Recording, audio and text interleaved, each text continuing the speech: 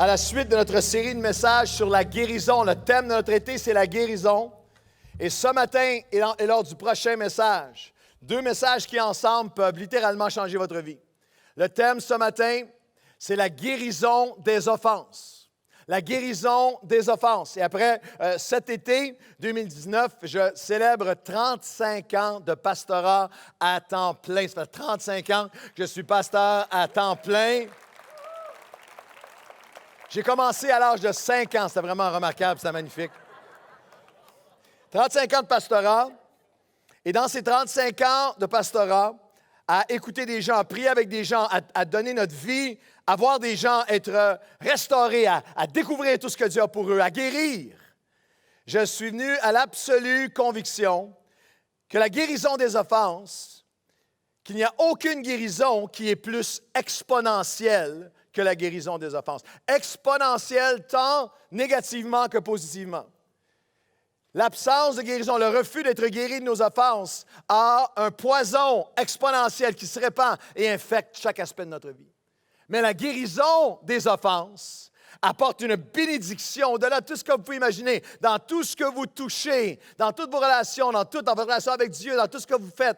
La guérison des offenses est la plus... Aucune guérison n'est plus exponentielle. Aucune guérison n'est plus déterminante et identifiante.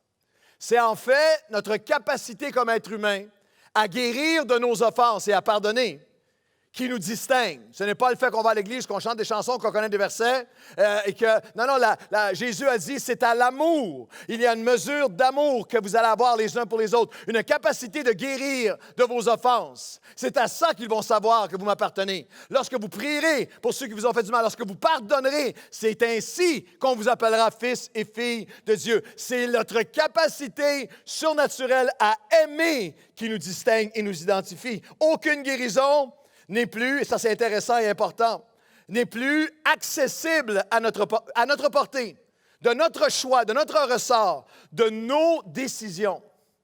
Dans la grande marche avec Dieu, sur le chemin de la vie au fil des années, il y a des guérisons qui sont entièrement dans ses mains, dans sa souveraineté, où on a donné, on a prié, on a tout, on est entre ses mains, mais nous n'avons pas de contrôle ultime sur la guérison ici. Mais alors que nous sommes dans l'assurance, chaque chrétien sait que toutes les guérisons sur cette terre sont des guérisons temporaires, mais nous sommes tous complètement assurés d'une guérison éternelle avec lui. Quelqu'un devrait dire oui. Mais la guérison de l'offense est particulière parce qu'elle est entre nos mains. Les armes, on va le voir ce matin dans le prochain message, les armes, tout ce qui est nécessaire, la puissance, tout ce qui est nécessaire pour en guérir est déjà accompli. C'est à nous de nous en emparer. C'est une action de notre volonté. Celui qui reste dans l'offense le fait par choix. Aucune guérison ne sera plus nécessaire dans chaque saison de votre vie chrétienne. Quel que soit le moment de votre vie chrétienne, vous allez avoir de nouvelles opportunités, des saisons, vous allez avoir à relâcher, vous allez avoir à guérir d'une offense. Jésus l'a dit de manière la plus, c'est tellement sans équivoque, Luc chapitre 17 et le verset 1. Jésus a dit à ses disciples, il est impossible, voulez-vous dire à voix haute le mot impossible? Il est impossible qu'il n'arrive pas des offenses. C'est impossible. Il n'y a aucune relation humaine où l'erreur, le péché, le péché qui manquait la cible, ou l'erreur, le péché, les blessures, la déception. Il n'y a aucune relation humaine où des attentes non rencontrées, où des offenses n'existent pas. Elles font partie des relations humaines. Voici une prophétie qui est certaine de s'accomplir. Dans votre marche avec Dieu, dans cette année 2019, à chaque année de votre vie, jusqu'à ce que le Seigneur revienne pour vous, vous allez à un moment ou à un autre être offensé. Et vous allez aussi offenser des gens sans le vouloir. Vous allez être offensé, vous allez offenser. Alors que vous allez offenser, la question n'est pas ce que je vais offenser, ce que je vais être offensé. Alors que vous allez offenser, allez-vous avoir l'humilité de demander pardon pour vos offenses et vous repentir. Alors que vous êtes offensé, allez-vous avoir l'obéissance et la foi de pardonner et d'être libéré de l'offense. Allons-nous pardonner et être restaurés ou tomber dans le piège et être réduits, et oui, non seulement réduits, mais même ruiné spirituellement par le piège des offenses. Parce que comprenez bien que lorsque Jésus parle d'offense, le mot offense dans le Nouveau Testament, dans le grec, c'est scandalon, scandalizo, qui veut littéralement dire le bâton du piège. C'est un piège. C'est une image qui était très compréhensible pour eux. Le chasseur, le trappeur, préparait sa trappe, préparait son piège et mettait quelque chose pour appâter sa victime, sa proie. Il y avait un bâton et lorsque tu touchais le bâton, le piège se fermait sur toi. Il dit littéralement, l'offense, c'est un piège. C'est une occasion de chute. C'est scandalon, c'est le piège du danger de tomber, de succomber, qui attire afin de nous piéger, de chuter. Et ce n'est pas seulement un piège avec une dimension humaine, les relations humaines. Il y a un piège parfois là-dedans. Ce n'est pas seulement une dimension humaine. Lorsque l'apôtre Paul enseigne le jeune pasteur Timothée, qui est aux prises avec des chrétiens qui ont vécu des offenses et qui se déchirent l'un l'autre, il lui donne cet avertissement très, très important. Le scandalon, le piège, n'est pas seulement humain. Et il lui dira il parle de ceux qui ont été offensés, il dit que Dieu leur donne repentance afin qu'ils se libèrent des pièges du diable. Il y a dans l'offense un piège qui est satanique, un piège qui est afin que l'ennemi, littéralement, c'est grave, que l'offense, si tu la laisses se perpétuer dans ton cœur, que l'ennemi, littéralement, s'empare de toi afin de te soumettre à sa volonté. Et la volonté de l'ennemi, Jésus l'a décrit, il est un voleur, il vient pour tuer, pour égorger, pour détruire, pour avorter. La volonté de Dieu et l'appel de Dieu et la bénédiction de Dieu sur ta vie. Il y a quelque chose qui rugit en moi qui dit, par la grâce de Dieu, nous ne laisserons pas le piège de l'offense nous voler et nous soumettre à notre ennemi. Nous voulons être soumis à la volonté de Dieu. Dans Matthieu chapitre 24, Jésus enseigne sur les temps de la fin. C'est un enseignement qui est fascinant, un enseignement eschatologique, où il enseigne sur les temps de la fin, vous lirez, et où il annonce des choses qui ont été, à une certaine mesure, présentes à travers toute l'histoire, mais qui vont s'intensifier en force, en intensité, mais aussi en fréquence. Il le compare aux douleurs de l'enfantement, comme une femme. Ces douleurs se prennent de plus en plus rapprochées, de plus en plus intenses, jusqu'à l'accouchement. Il dit, ces signes vont être présents. Il donne une liste dans Matthieu 24 qui est brûlante d'actualité, lorsqu'il parle de l'explosion exponentielle de la connaissance humaine, mais en même temps, nation contre nation, division ethnique, discrimination, persécution de plus en plus intense contre le message chrétien, détérioration, les signes dans les cieux, sur la terre, détérioration de la planète, famine, tremblement de terre, des choses naturelles, des choses extérieures, mais il donne aussi des signes des temps de la fin qui sont intérieurs, qui vont prendre place dans son Église, dans son peuple, et qui vont prendre place dans nos cœurs. Et il dira ceci, c'est littéralement un portrait prophétique du besoin de notre guérison continuelle, renouvelée de nos offenses. Parce que dans Matthieu 24, il dira ceci, Matthieu 24, 10, « Alors plusieurs », le mot grec utilisé signifie une majorité, c'est un terme légal comme nous aujourd'hui, 50% plus 1, c'est une majorité, il a obtenu la majorité. « Alors plusieurs, un grand nombre, seront offensés, ils vont succomber au piège. Et ils se trahiront, se haïront les uns les autres. » Offensé, qui trahit et qui en vient à haïr. Littéralement un portrait prophétique. Et en 35 ans de ministère pastoral, j'ai vu l'offense faire son œuvre.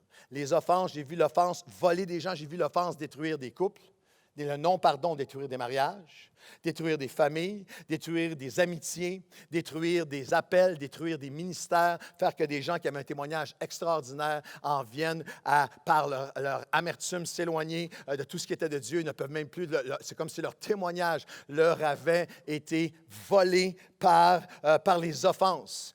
Les offenses, il y a comme une espèce de régression tellement toxique. Vous allez être offensé, vous allez haïr, et vous allez trahir, et vous allez même haïr. Proverbe 18, 19 le décrit de cette façon. Et ça a été écrit il y a 3000 ans. Et regardez à quel point c'est une description de lorsque nous sommes offensés. Une personne offensée devient plus inatteignable qu'une ville fortifiée. Elle est plus difficile à gagner qu'une forteresse. Et ces offenses sont comme les verrous d'un palais. Et une personne qui, après tant de 6 années de pastorat, une personne qui baigne, qui est dans le vinaigre de l'offense, il n'y a plus rien qui entre et qui sort. Elle est comme ça. Et là, ce qui parlait des verrous d'un palais, imaginez les villes fortifiées sur des montagnes avec des murs immenses autour. Et le verrou du palais, c'était personne ne peut y entrer, des immenses murs partout autour. Et les forteresses, c'était les villes fortifiées. Rien ni personne ne peut entrer. La nature de Dieu exprimée en Jésus-Christ et son esprit en nous. Lorsque quelqu'un marche dans l'esprit de Dieu, la nature de Dieu, c'est d'abattre des murs et c'est d'ouvrir ses bras et c'est de recevoir et c'est de donner. Mais la nature, l'offense, elle, fait que la personne offensée se ferme. Elle se ferme. Elle se ferme à Dieu, elle se ferme aux gens, elle se ferme, elle devient de plus en plus fermée. Elle est comme une forteresse, elle est verrouillée. Et les forteresses qui nous verrouillent, les forteresses qui nous emprisonnent, ne sont pas des murs physiques, bien sûr. L'apôtre Paul, sous l'inspiration de l'Esprit, les décrira d'une manière extrêmement claire. Voici les forteresses qui tiennent emmurés, qui tiennent captifs des prisonniers de l'offense. 2 Corinthiens 10, 3 à 5. Si nous marchons dans la chair, nous ne combattons pas selon la chair. Car les armes avec lesquelles nous combattons ne sont pas charnelles, elles sont puissantes par la capacité, la vertu, le flot de la vie de Dieu pour renverser des forteresses. La personne offensée est plus difficile à gagner qu'une forteresse. Mais voici maintenant, par la puissance de Dieu, nous avons des armes pour renverser les forteresses. Savez-vous, c'est quoi les forteresses? Nous renversons les raisonnements et toute hauteur qui s'élève contre la connaissance de Dieu, et nous amenons toute pensée captive à l'obéissance de Jésus-Christ. Est-ce que vous comprenez, est-ce que vous saisissez, est-ce que vous croyez ce matin que par la vertu de Dieu, Dieu ne nous laisse pas sans armes, il a pourvu les armes afin qu'on puisse renverser toutes les forteresses d'offense, toutes les forteresses de souffrance, toutes les forteresses de captivité. Nous avons les armes. Voulez-vous célébrer les armes que Dieu nous donne? On va les découvrir ensemble. Littéralement des forteresses qui sont des murs qui ne sont pas physiques. Ce sont littéralement, et l'apôtre Paul l'explique, ce sont des forteresses qui sont spirituelles, qui sont émotionnelles, qui sont relationnelles, des forteresses qui sont des raisonnements. Les forteresses qui nous tiennent captifs lorsqu'on est offensé, c'est des raisonnements. Tout raisonnement, toute pensée, toute façon de penser, toute perspective qui habite notre conscience, qui habite notre cœur et qui, de la bouche du cœur, la bouche se met à parler, de l'abondance du cœur, la bouche se met à parler dans cette direction-là, qui s'élève contre la hauteur de Dieu, de son autorité, de sa parole, de ses commandements de pardon sur nos vies. En d'autres mots, le non-pardon est un péché d'orgueil, et le non-pardon est un péché de rébellion, et le non-pardon est une idolâtrie. C'est un péché d'idolâtrie. Parce que l'idolâtrie, c'est d'élever quelque chose au-dessus de Dieu.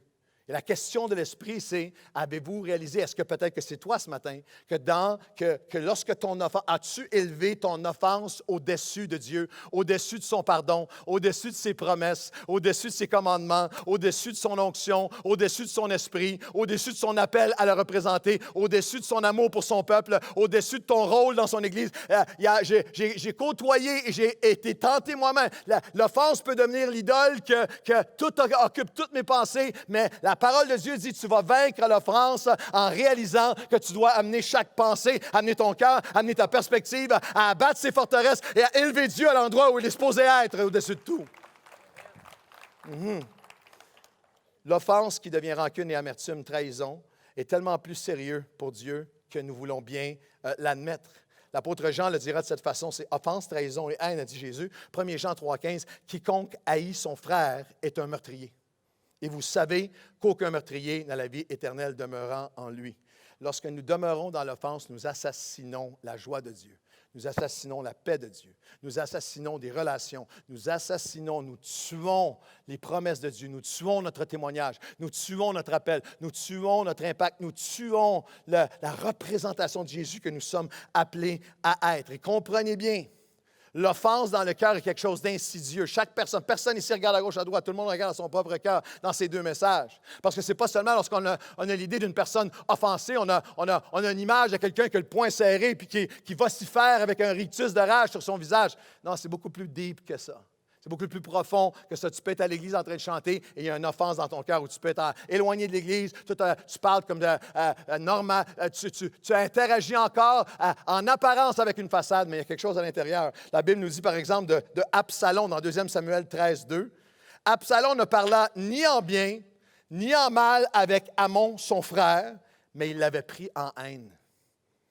Tu aurais côtoyé Absalom, tu n'aurais rien vu. Mais il y avait une haine dans son cœur. Puis là, vous trouvez les mots de Jésus, c'est fort. Comment c'est? De l'offense à la trahison, à la haine. Il faut comprendre les mots. La personne offensée en vient à trahir. Trahir, ce n'est pas seulement Judas, j'ai trahi. Trahir veut simplement dire, je vais trahir lorsque je recherche mon bénéfice aux dépens de la personne, de la cause ou de l'engagement avec lequel je suis en relation. Je trahis mon pays, je trahis mon ami, je trahis mon époux, je trahis ma famille spirituelle, je trahis mon Dieu. Lorsque c'est rendu tout à propos de moi et plus rien, tu passes de l'offense, quelle dégradation, à la trahison, à la haine. Et le mot haine, bibliquement, dans le Nouveau Testament, parle simplement d'un vide d'amour. Loveless. À force de laisser l'offense faire son œuvre, tu en viens t'éloigner, tu en viens te centrer juste sur toi-même, juste sur ton offense qui est ton idole, et tu en viens à une place où est-ce qu'il y a un vide d'amour. Un vide d'amour pour les gens, un vide d'amour pour son peuple, un vide d'amour pour sa parole, un vide d'amour pour sa présence, un vide d'amour pour Dieu lui-même et pour son appel. Et le portrait prophétique de Jésus va plus loin dans quelque chose, après toutes les années d'étudier la Bible, que j'ai vu récemment avec une clarté que je n'avais jamais vue auparavant. Un portrait prophétique de pourquoi nous avons besoin d'être guéris des offenses et de les prendre au sérieux. Il continue en disant, oui, plusieurs seront offensés dans les temps de la fin, vont succomber au piège, ils vont se trahir, ils vont haïr les uns les autres. Mais regardez bien. Et plusieurs faux prophètes s'élèveront et séduiront beaucoup de gens. Saisissant. Depuis 35 ans de pastorat, j'ai vu comment les personnes offensées sont vulnérables, deviennent vulnérables pour les faux prophètes. Deviennent vulnérables pour être séduits. L'offense non résolue est une terre fertile pour les séductions spirituelles. Plein de gens qui maintenant sont hors de l'Église, attaquent l'Église, se sont éloignés. Ça a commencé avec une offense et ces personnes-là se retrouvent et habituellement, il va y avoir quelqu'un qui est là, envoyé par l'ennemi pour les séduire dans un faux évangile. J'ai vu ça avec une clarté. Comprenez que les faux prophètes ne sont pas tous sur l'estrade, ne sont pas tous des pasteurs ou des prédicateurs. Il y en a. Mais Jésus a dit, les faux prophètes vont venir et c'est des loups avec des habits, pas des habits de berger, des habits d'agneau, de brebis.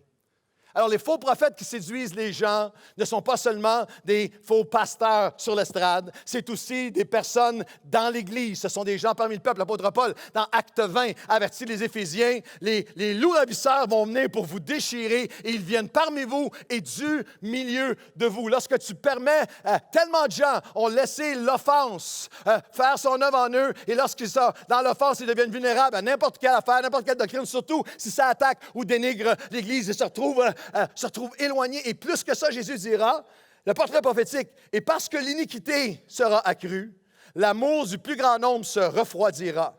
Mais celui qui persévérera jusqu'à la fin sera sauvé. Le mot iniquité ici, anomia, n'est pas, c'est lawlessness. C'est littéralement, suivez la progression, c'est une régression au fond. C'est la personne qui est offensée et qui devient de plus en plus centrée sur elle-même, et qui trahit et qui est centrée sur elle-même. Elle devient de plus en plus ce vide de l'amour de Dieu, de l'amour d'empathie pour les autres. Elle devient une proie facile pour les séducteurs et elle devient de plus en plus lawless. Lawless, sans loi. Je ne veux plus d'autorité sur moi. Je ne veux plus de commandement sur moi. Pas ceux de Dieu, pas ceux d'une Église, pas ceux de... Il y a des ministères qui ont été envoyés en exil pendant 10 ans parce qu'à partir d'une offense, on dit plus jamais, je ne serai plus jamais sous personne. Puis vous dites, non. Lawless, l'iniquité, là, c'est les gens du monde, les gens extérieurs. Oh non. Parce que Jésus ici dit, l'amour d'un grand nombre refroidira. Il n'utilise pas un des mots grecs pour décrire des formes, des manifestations d'amour qui étaient autant pour ceux qui sont croyants ou non croyants, comme philios, comme orgueil ou comme éros. Non, il dit l'agapé de Dieu. L'amour de Dieu dans leur cœur s'est refroidi. Et l'agapé de Dieu, c'est l'amour de Dieu que ce monde ne connaît pas, qui est répandu dans nos cœurs pour les croyants par le Saint-Esprit. Alors, il n'est pas en train de dire les gens, il ne parle pas de ceux qui ne connaissent pas Dieu comme ceux qui devront persévérer parce qu'ils n'ont même pas commencé dans le cheminement de la foi. Alors, le portrait est saisissant. Il est terrifiant de croyants qui deviennent de plus en plus, moi je vais être sous aucune autorité, je vais être sous personne. Ils sont trahis, ils sont dans la haine, ils sont cette offense qui les dévore. Par la grâce de Dieu, je dis Seigneur, donne onction ce matin, viens nous libérer, ouvrir nos yeux à la gravité de l'offense. Je ne veux pas que mon amour se refroidisse, je veux qu'elle se renouvelle devant toi. Au nom de Jésus, voulez-vous fermer la porte à l'ennemi avec moi?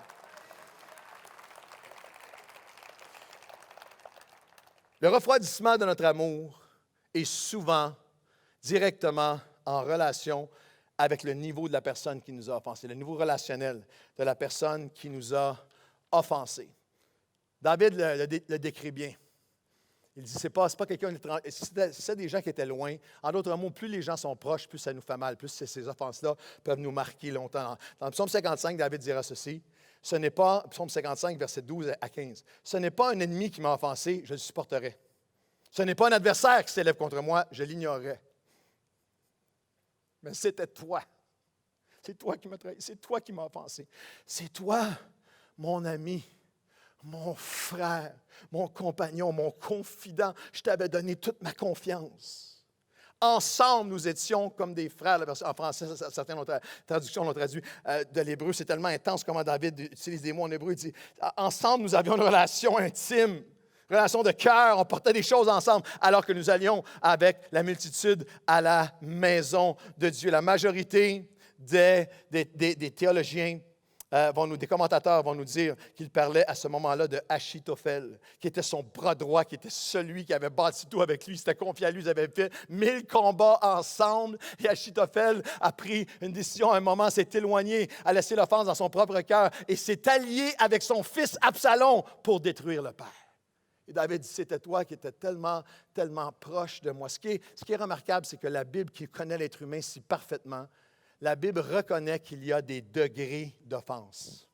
Ce n'est pas toutes les offenses qui est pareil. Souvent, nous avons une espèce de légèreté, flippancy, une espèce de légèreté. « tu es offensé, pardonne. » La Bible comprend qu'il y a des offenses et il y a des offenses. David a dit, si ça avait été un étranger, là, je l'aurais ignoré. Ça, je suis capable de comprendre, je suis capable de considérer la source. Mais là, c'est un autre niveau d'offense. Laissez-moi illustrer ça. Si je demande à mon ami Serge Cusson de venir me rejoindre. En passant, lorsqu'on parle de fidélité, Serge Cusson est là avec nous depuis les débuts de Nouvelle Vie, un homme de Dieu avec un témoignage extraordinaire. David dit, il y a des offenses. David dit, il y a des offenses et des offenses. J'ai un peu peur parce que c'est Serge Cusson quand même. Il y a encore un hook. Est-ce que tu as aimé ça?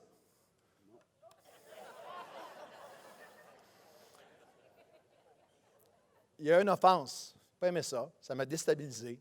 Ça l'a surpris, ça l'a déstabilisé. Peut-être ça l'a déçu de son pasteur de le pousser comme ça. Mais David dit, une offense comme ça, là, je l'aurais supporté. Mais la Bible enseigne qu'il y a des niveaux d'offense. Il y a des offenses qui font mal un peu, qui te shake, mais il y a d'autres types d'offenses. Il y a d'autres types d'offenses, vous les avez vécues, je les ai vécues, que c'est vraiment comme si quelqu'un nous frappait et nous faisait tellement mal que tu as le goût en retour de prendre, attention, de prendre... Je crois qu'on va arrêter l'illustration ici. Voulez-vous ça? Voulez-vous applaudir Serge Cusson?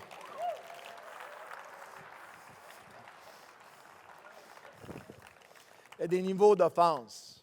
C'est des ennemis là, qui attaquent, c'est quelqu'un sur les réseaux sociaux qui dit des folies sur toi, c'est une chose. Des inconnus, des connaissances, du monde au bureau, au travail, des gens qui ne connaissent pas Dieu. Mais lorsque c'est ta famille, lorsque c'est tes amis, lorsque c'est des mentors, David dit, c'était toi, alors, je m'étais confié en toi, je t'avais ouvert mon cœur. Plus l'offenseur est proche, plus l'offense est profonde. Plus la coupure et l'offense va toujours être proportionnelle à quel point j'ai ouvert mon cœur à la personne. J'ai eu le privilège, puis c'est un moment très, très émouvant, d'assister à la dernière prédication publique de David Wilkerson.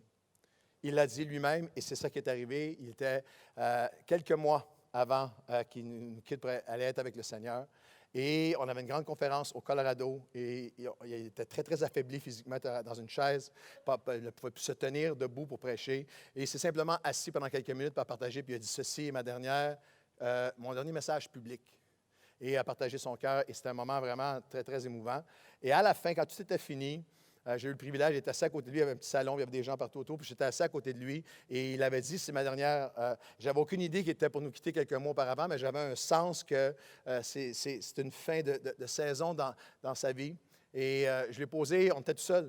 Et je lui ai posé des questions. Il y avait des choses qui brûlaient sur mon cœur. Puis j'ai demandé, c'est quoi, toutes ces années-là, 50 ans, 60 ans de ministère dans son cas, c'était quoi le pire ennemi? C'était quoi le plus dur? C'était quoi votre plus gros combat? C'était quoi la chose que vous avez eu le plus à combattre? Qu'est-ce qui aurait le plus risqué de tout balancer, de tout détruire? Et sans aucune hésitation, en anglais on dit « without missing a beat », sans aucune hésitation, il a dit « offenses », des offenses, des blessures. Et tout à coup, sans avertissement, a ouvert son cœur. Je n'aimerais jamais les noms ici, mais elle a parlé de 2 personnes comme David.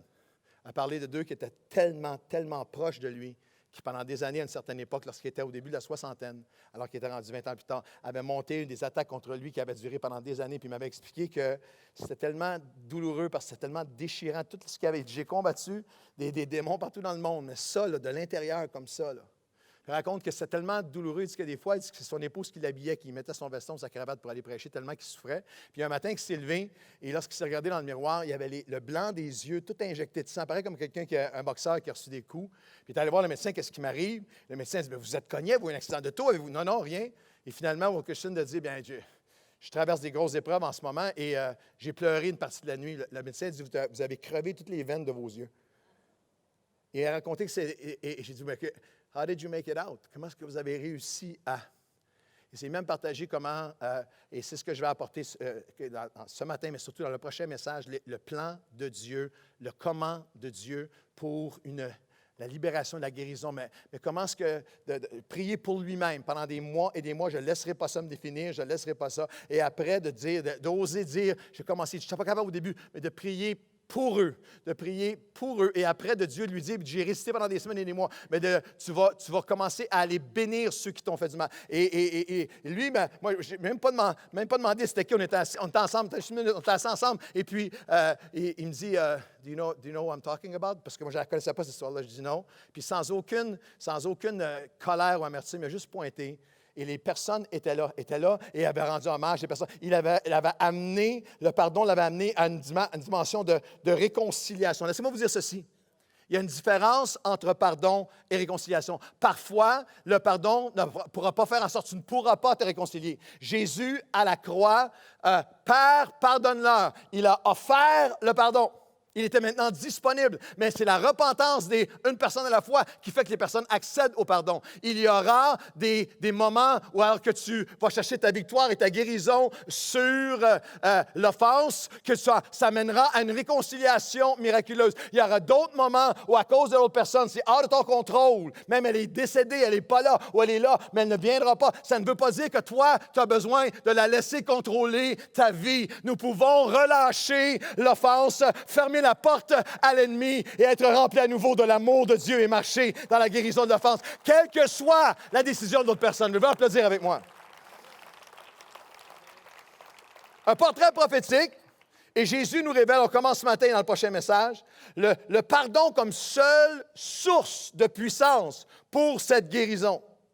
La guérison, Jésus enseigne, quelques pages avant, dans Matthieu chapitre 18, tournez à Matthieu 18, et Jésus enseigne que le pardon, la guérison de l'offense n'est pas dans le déni. Non, je suis correct. La guérison n'est pas dans le déni. La guérison n'est pas dans des temps d'arrêt. Je me retire, je m'isole. La guérison n'est pas dans l'isolement. La guérison n'est pas dans le défoulement. J'ai ventilé. Il y en a des années qui ventilent, sur tout le monde qui veulent bien les entendre. Il n'y a personne qui guérit par ça. La guérison n'est pas même dans un zapping divin. Si Dieu veut m'enlever ma colère, il me l'enlèvera. Non, la guérison, la seule source, mais elle est infinie, elle est sans limite, elle est toute puissante. La seule source du pardon, la seule source de puissance pour la guérison de l'offense, c'est le pardon, répandu par Dieu dans nos cœurs. Et c'est pour ça que Jésus enseigne. Dans Matthieu 18, vous lirez à la maison du verset 1 à 35, c'est le même message. Un message qui est extraordinaire, puis on va le découvrir et développer ensemble dans le prochain message aussi, sur le plan de Dieu pour son enfant, pour les enfants de Dieu, pour le pardon. Et au verset, c'est le même message qu'il y a une interruption. Au verset 21, c'est Pierre qui va interrompre le message avec une question. Pierre avait un don d'interruption. C'est un don, il avait un don d'interruption. Alors, il va interrompre le Seigneur avec une question. Le Seigneur enseigne sur l'offense, sur le pardon des offenses, sur la puissance pour guérir des offenses. Et au verset 21, alors Pierre s'approchait de lui et dit, « Seigneur, combien de fois pardonnerai-je à mon frère lorsqu'il péchera contre moi? Serait-ce jusqu'à 7 fois? » Jésus lui dit, « Je ne te dis pas jusqu'à 7 fois, mais jusqu'à 70 fois 7 fois. » Ces hommes, tous les disciples avaient grandi avec la loi et tous les historiens nous disent qu'à partir de l'Ancien Testament, jusqu'au moment où cette conversation prend place, que Jésus arrive, les rabbins avaient ajouté et avaient adapté et avaient mis une limite. Il y a plein d'écrits de rabbins qui disent tu auras le droit tu pourras pardonner jusqu'à 3 fois dans une vie. quelqu'un te fait quelque chose une fois, deux fois, trois fois, et c'est toi qui vas déterminer les limites de ton pardon. C'est pour ça qu'il y a une histoire qui peut être racontée d'un rabbin qui s'en allait avec son épouse à côté de lui, son cheval, et puis il s'en allait et sur la route, et tout à coup, le cheval s'emballe, les renverse dans le ravin, et puis là, tout le de s'en aller dans le bout, sort le carrosse, ramène, et là, il dit au cheval, une fois. Continue quelques mètres plus tard, patard, le cheval qui s'emballe encore, ramasse tout le monde dans la boîte, et il leur sort encore avec patience, puis il dit, deux fois. Et tout à coup, quelques mètres plus tard, pire, il est garage de l'autre côté, dans la boîte, etc. Le rabbin sort son fusil, bang! Finit le cheval. Son épouse dit, ben voyons donc, chérie, qu'est-ce que tu as fait là, notre cheval? Il dit à son épouse, une fois. Si ce gag vous offense, c'est gracieuseté de Pasteur Sam qui me l'a conté il y a 30 ans à peu près. L'apôtre Pierre, les disciples étaient continuellement en compétition à savoir qui était pour être le plus grand, littéralement même, qui va être le plus grand. Toujours en train de jockey for position. Et l'apôtre Pierre avait compris, comme la majorité des chrétiens, ne manquez pas ceci, après 3 ans de compassion et d'amour et de pardon de Jésus, l'apôtre Pierre avait compris, avait comme pogné le message que 3 fois, là, ça c'était la loi, mais qu'avec Jésus, les chrétiens, j'espère que vous avez compris ce message-là, que nous, les chrétiens, en général, on devrait être plus gentils. Personne ne dit amen à ça? Vous ne trouvez pas ça que c'est mal? Je vais le répéter, vous allez dire un grand amen. En général, nous, les chrétiens, devrions être plus gentils. Dis à la personne à côté de vous, sois gentil avec moi. Dis ça à la personne à côté de vous. Be nice, be kind, please. Mais l'apôtre Pierre veut bien paraître. L'apôtre Pierre dit, OK, c'était 3 fois. Là, avec Jésus, c'est plus. Mais c'est moi qui, quand même, détermine les limites. Là. Fait que je vais aller pour la totale. Je vais aller pour le banco. Je vais aller pour... Regardez bien ça, les gars. Excuse-moi, Seigneur, j'interromps ton discours sur le pardon. La puissance pour guérir des offrandes. Écoute bien ça. Jusqu'à combien de fois devrais-je pardonner? Est-ce que jusqu'à 7 fois? Non, jusqu'à 70 fois. 7 fois, il y a un autre évangile de Luc qui dit en une journée, les théologiens. En d'autres mots, c'est comme je disais, 70 fois, 7 fois, c'est 490 fois. Pour que tu m'offenses 490 fois dans une journée, il faut que tu m'offenses à tous les 3 minutes, 24 heures sur 24, sans qu'on dorme ni un ni l'autre. On recommence demain. Alors, vous comprenez très bien que ce n'est pas une affaire de chiffres. Dieu est en train de dire, ce n'est pas toi qui détermine la limite. Tu vas devoir pardonner comme moi, je vous ai pardonné vous. Sans limite, sans arrêt, sans relâche, sans tenir les comptes. C'est un pardon qui va être illimité, qui va être surnaturel, qui va être rendu possible par mon esprit en vous, par ma parole en vous. Et dans le combat, dans la vie, dans le processus de guérison des offenses, il y a juste 2 catégories de personnes. Il y a ceux qui ont vraiment été maltraités, puis il y a ceux qui pensent qu'ils ont été maltraités. Je n'ai pas le temps d'aller avec ceux qui pensent qu'ils ont été maltraités parce qu'il y a plusieurs d'entre nous on a vraiment été offensés. Et lorsque tu as été vraiment offensé, il y a une question à un moment donné que tout le monde se pose. Est-ce que je n'ai pas le droit, moi, d'être offensé? J'aimerais te dire ce matin, oui, absolument. Dieu protège ton droit, Dieu te donne une volonté libre, Dieu te donne un libre choix. Tu as toujours le droit d'être offensé et c'est humain d'être offensé. Mais si tu veux suivre Jésus, si tu veux être un enfant de Dieu, si tu veux répondre à son appel, si tu veux son onction sur ta vie, si tu veux sa bénédiction sur ta vie et si tu veux avancer en fermant les pièges de l'ennemi et en marchant conduit, rempli par l'Esprit, tu ne peux pas rester offensé. Tu ne peux pas demeurer offensé. Et alors, tout le temps, il y a la question. À ce moment-là, c'est OK, mais tu ne sais pas ce qui m'a... Tu sais pas ce qui m'a fait. Tu ne sais pas ce que j'ai enduré, ce que Jésus a effacé. Et voici la réponse de Jésus. C'est pourquoi le royaume des cieux est semblable à un roi qui voulut faire rendre compte à ses serviteurs. Et quand il s'est mis à compter, on lui amena un qui devait 10 000 talents. Et comme il n'avait pas de quoi payer son maître, il ordonna qu'il fût vendu, lui, sa femme, ses enfants et tout ce qu'il avait, et que la dette fût acquittée. Le serviteur se jeta en terre, se prosterna devant lui et dit, « Seigneur, aie patience envers moi, je vais te payer tout. » « Yes, right. Yeah, right. » Ému de compassion, le maître de ce serviteur le laissa aller et lui remit sa dette. Et après qu'il fut sorti, le serviteur rencontra un de ses compagnons qui lui devait 100 deniers. L'autre, c'était 10 000 talents, 100 deniers. Il le saisit et l'étranglait en disant, « Paie-moi ce que tu me dois. » Son compagnon se jetant par terre dit la même chose qu'il avait dit au roi. « Aie compassion de moi, impatience envers moi. » Mais l'autre ne voulut pas. Il alla le jeter en prison jusqu'à ce qu'il lui avait payé ce qui lui devait. La question, est-ce que je n'ai pas le droit d'être offensé? Puis tu ne sais pas, parce que tu ne sais pas tout ce que j'ai vécu. Tu ne sais pas tout ce qui m'a été fait. Et la réponse de Jésus, il donne une parabole, et c'est la seule parabole que Jésus explique et interprète lui-même. On va voir ça cette semaine et la semaine prochaine. Les autres paraboles, souvent, il va les expliquer à ses disciples, mais celle-là, il va lui-même donner l'application parce qu'elle est tellement contre notre nature qu'il est très facile pour nous de prendre juste la première partie de la parabole, mais pas la deuxième. La première partie, c'est bien sûr que le roi représente Dieu et que le serviteur, c'est nous qui avons une dette. Et là, les théologiens disent combien ça vaut 10 000 talents aujourd'hui? Ça vaut minimum 1 milliard. C'était pour eux, c'était insensé. C'était comme 200 ans de travail, 200 ans de journée d'ouvrage. C'était une dette. Le point, c'est que c'était une dette qui n'était pas remboursable. Si vous êtes ici et vous dites, 1 milliard, c'est pas tant que ça, une dette pas remboursable. Si vous pensez qu'1 milliard, c'est une dette remboursable, on aimerait vous rencontrer après la réunion. On a des projets de construction à vous présenter. Non, c'est une dette qui était complètement non remboursable. La dette que nous avions envers Dieu était complètement non remboursable. Le Dieu d'entière perfection et sainteté et pureté, mes mensonges, mes tromperies, mon meurtre, ma méchanceté, mon égoïsme, tout ce qui est ma nature elle-même était offense devant lui. J'avais une dette qu'aucune œuvre, je n'étais pas capable. Lorsqu'il a dit, donne-moi du temps, je vais la repayer. Tu ne pourras jamais faire assez d'œuvres, assez de bonté, assez de changements sur toi-même pour effacer ta dette envers Dieu. C'est lui qui a ouvert ses bras de compassion, envoyé son Fils, et l'innocent est venu payer la dette pour les coupables. Ma dette, ta dette a été effacée. Est-ce que vous pouvez applaudir celui qui a effacé notre dette? Effacée. Oui, mais tu ne sais pas qu'est-ce que moi, tu ne sais pas tout le mal que cette offense-là m'a fait. Jésus répond, tu ne sais pas tout le mal que ton offense a fait à Dieu. Il ne dit pas que ce que nous a offensé n'est rien. Lorsqu'il dit ça, c'était 10 000 talents, ça c'est 1 milliard. Toi, tu as été effacé une dette d'1 milliard. Puis l'autre a pris une dette, il y a eu une offense, c'était l'équivalent d'un tiers d'une année de salaire. Certains disent 10 000 mais c'était un tiers d'une année de salaire.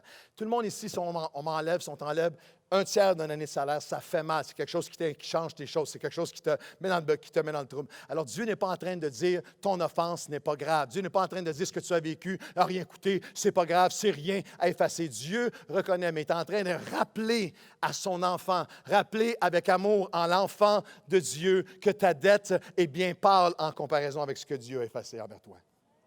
Que tu as reçu un pardon qui fait que plus rien ni personne ne pourra te séparer de Dieu. Un pardon qui fait que maintenant tu es enfant de Dieu. Ceux d'entre vous qui avez rétrogradé, vous avez quitté, vous avez menti, et chacun d'entre nous. Et ce n'est pas un pardon juste à partir du moment où j'ai accepté le Seigneur. Toutes mes autres fautes, tous mes autres péchés, toutes mes autres choses qui sont répugnantes pour Dieu ont été couvertes par son amour. Il a effacé ma dette et rien ni personne ne peut me séparer de lui. Tu devrais dire amen, j'ai été pardonné 1 milliard.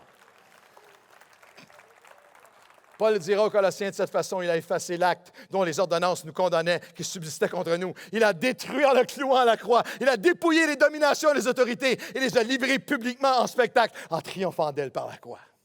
Il a effacé, à l'effort, fait disparaître. Il y avait un acte d'ordonnance qui disait, Claude Hood, coupable, séparé de Dieu.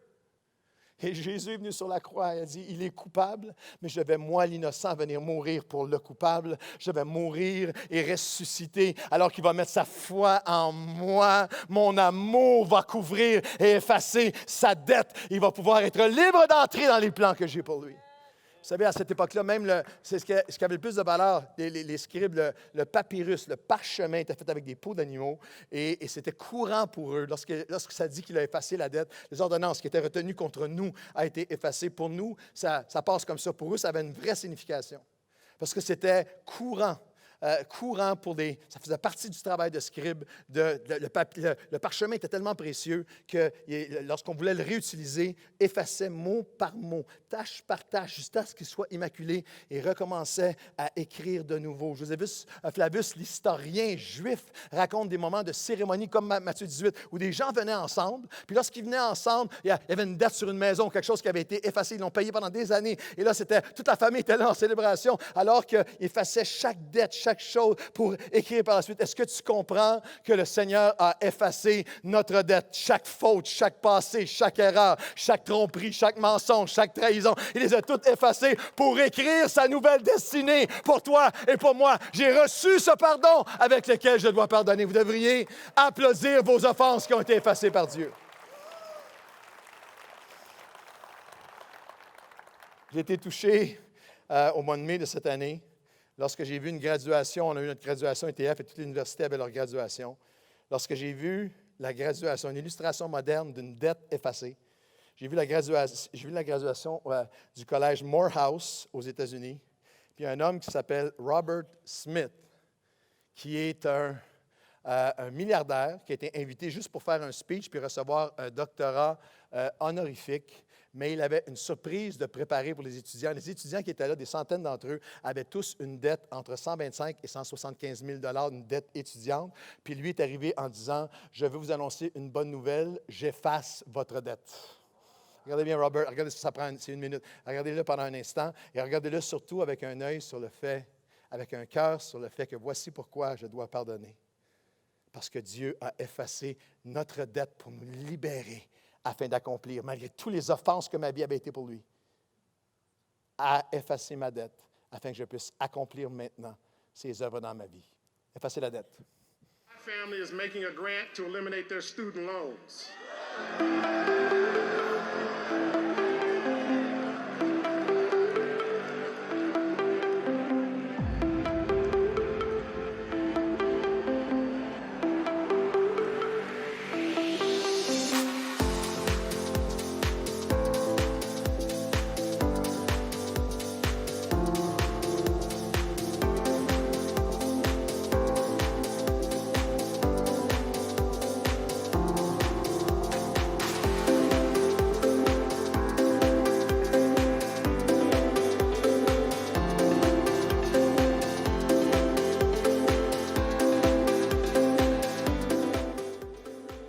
On behalf of the 8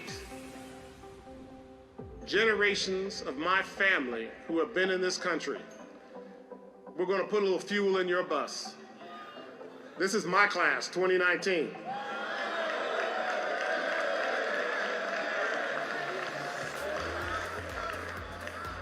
And my family is making a grant to eliminate their student loans.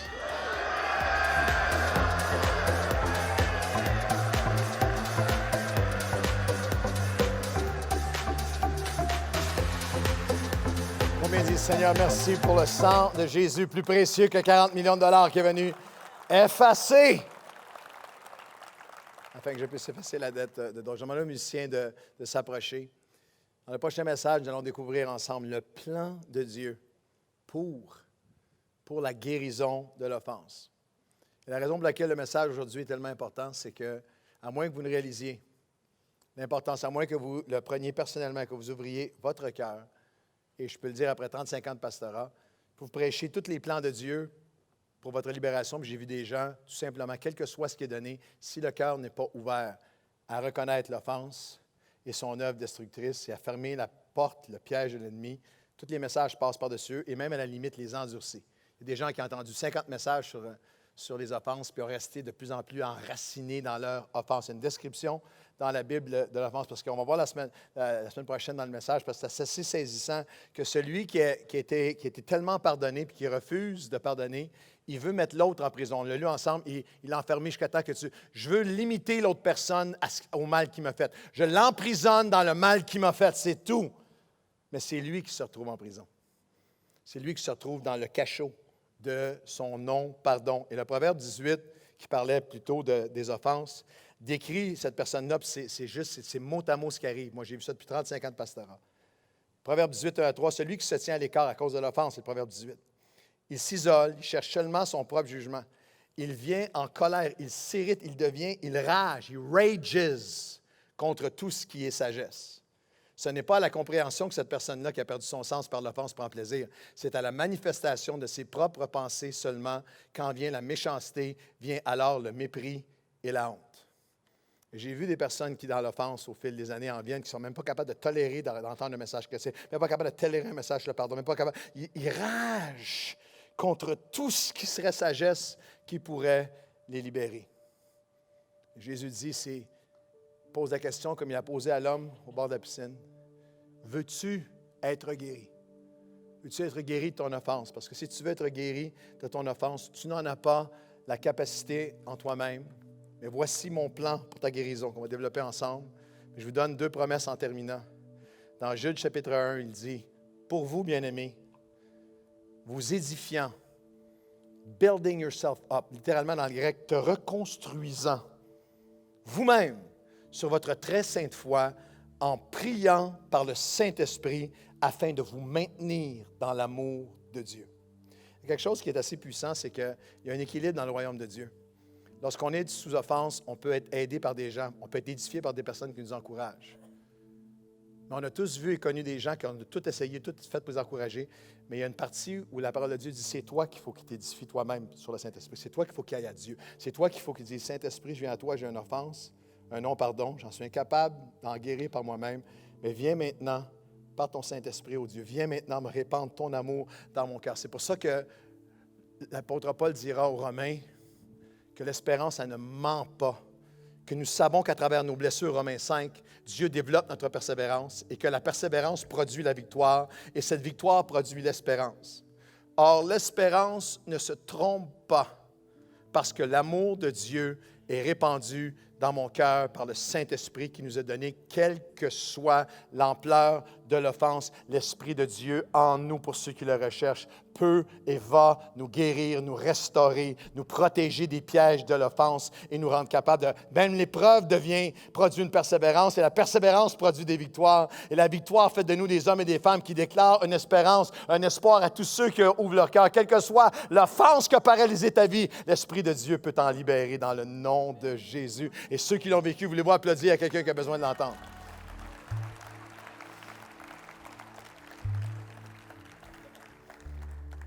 Je suis en train de faire le ménage. Je vais amener la chaise. Je n'avais pas prévu de faire ça, mais je vais prendre 1 minute avec vous. 26e anniversaire de Nouvelle Vie, qu'on célèbre aujourd'hui, qu'on souligne, qu'on va célébrer cet automne. J'ai honoré tantôt parmi les fondateurs de Nouvelle Vie, Pasteur Marc, mon frère. Puis ce matin, je vais honorer son père, mon père dans la foi. En 26 ans, nous n'aurions jamais pu bâtir ce que nous avons bâti si nous n'avions pas pratiqué ce que je vous communique ce matin. Il y a eu de nombreuses offenses, déceptions, déchirements, d'année en année en année. Mais je me tiens devant vous aujourd'hui avec un cœur qui est sans haine, sans rancune, sans offense, parce que l'Esprit de Dieu est toujours plus grand pour venir purifier, guérir, restaurer. Mon cœur est entier, passionné pour Dieu, aimant le royaume de Dieu, aimant la maison de Dieu, m'attendant aux grandes choses de Dieu par son Saint-Esprit, et j'ai eu des modèles que je veux honorer. Dans les premiers 30 ans de son ministère, Pasteur Sam Lecomte, qui est mon père spirituel, m'a inculqué que quel que soit ce qu'il traversait, il n'a jamais permis à une offense, une déception, une blessure, jamais permis d'altérer son cœur pour Dieu, son amour pour Dieu, son sens de privilège à servir Dieu. Si je peux me permettre de dire ceci, il y a 8 ans, lorsqu'il a subi un AVC, lorsqu'il est devenu paralysé d'une partie de son corps, lui et son épouse, Josée, lorsque tout à coup, après toutes ces années de ministère, il y a plein de choses qui étaient tellement faciles, qui étaient tellement communes, qui étaient maintenant plus possibles. Il a dû réapprendre et à marcher, et à écrire, et à parler, et à avancer. Puis il y a plein de choses maintenant qui sont... Et je veux dire à Pasteur Sam, mon père spirituel, ce matin, que dans le premier 30 ans, vous m'avez tellement impressionné, béni et inspiré, mais encore plus dans le dernier 8 ans. Parce que les personnes qui laissent l'offense faire l'œuvre dans leur cœur, leur offense des hommes devient une offense envers Dieu. devient une offense, où ils sont aigris, où ils sont. Et dans les derniers 8 ans, j'ai été plusieurs fois, alors que je traversais mes propres périodes de bataille, de combat, j'ai été tellement de fois wowé de voir arriver Pasteur Sam et José, son épouse. Dire, je ne comprends pas tout ce qui nous est arrivé, je n'ai pas choisi tout ce qui nous est arrivé, mais il n'y a pas d'offense dans mon cœur. Saint-Esprit, tu nous as bénis, tu nous as remplis de ta grâce, tu nous as pardonné. Moi, j'ai le privilège d'être assis à côté de Pasteur Sam pendant la louange. Et honnêtement, souvent, nos choix de chants ne sont pas dans son répertoire à lui. À 80 ans, lui, il a ses propres chants, et souvent, il chante son propre chant pendant que nous autres, on chante le nôtre. Avec une voix que seulement Dieu peut aimer. Mais il n'a pas eu sa voix angélique encore. Mais dans mes tempêtes, moi, que j'ai traversées, dans mes moments là, où tout déchire en dedans, puis tout pourrait, là, les dimanches matins, ou dans ces derniers 26 ans debout, et voir arriver dans les derniers 8 ans en particulier, Pasteur Sam être là, et commencer à chanter comment est-ce qu'il est reconnaissant envers Dieu, la grâce de Dieu, l'amour de Dieu. Comme tu es bon envers moi, Seigneur, il n'y a pas d'offense dans mon cœur, ni envers quoi que ce soit, qui que ce soit, ou même envers toi. Mon cœur est rempli de ta grâce. L'amour a triomphé. J'ai tellement été pardonné. Comment ne pourrais-je pas relâcher ton amour et ta grâce? Et pour ça, je vous dis merci. Je dis merci. Alors ce matin, je plaide avec vous, je plaide avec toi de ne pas laisser l'offense continuer une minute de plus. Je plaide avec vous ce matin, est-ce qu'on peut se lever ensemble dans la présence de Dieu? Je plaide avec vous de symboliquement tendre vos mains avec moi vers Dieu et de dire, Seigneur, quelle que soit l'offense, je veux la remettre entre tes mains. J'ai été tellement pardonné que je veux pardonner maintenant. Est-ce qu'on peut tendre nos mains vers Dieu et lui remettre entre ses mains toute offense? Remettre entre ses mains toute blessure. Vous êtes ici ce matin, nous allons chanter son amour qui a triomphé. Mais ce matin, vous êtes ici, vous dites, Seigneur, j'ai été offensé, mais je vais guérir. Je veux guérir de cette offense. Ouvre ta bouche, ouvre ton cœur, remets-toi entre les mains de Dieu. Parce que Jésus m'a pardonné 1 milliard, je veux relâcher toutes les offenses. J'étais seulement rempli de comment moi j'avais été offensé. Mais quand je mesure à quel point je t'avais offensé, oh Dieu, comment tu as effacé, tu as pardonné. Mon âme chante ta grâce et ton pardon. Je veux fermer la porte à tous les pièges de l'ennemi dans ma vie. Je me repens de mon idolâtrie si j'ai mis mon offense au-dessus de toi. J'amène tous mes raisonnements captifs à ta grâce, à tes commandements et à ton amour. Et je le déclare aujourd'hui, Seigneur, comme j'ai reçu ton pardon. Par ton Saint-Esprit, je vais relâcher. Ça prendra le temps que ça va prendre, mais Saint-Esprit, viens faire l'œuvre dans mon cœur. Ne me permets pas d'être isolé. Ne me permets pas d'être loin. Saint-Esprit, tu vas rebâtir ma vie. Édifier, rebâtir mon âme, ma foi, ma confiance, ma louange, ma vie de prière, mon appel devant toi. Je reviens, je rebâtis, je vais être rebâti par toi.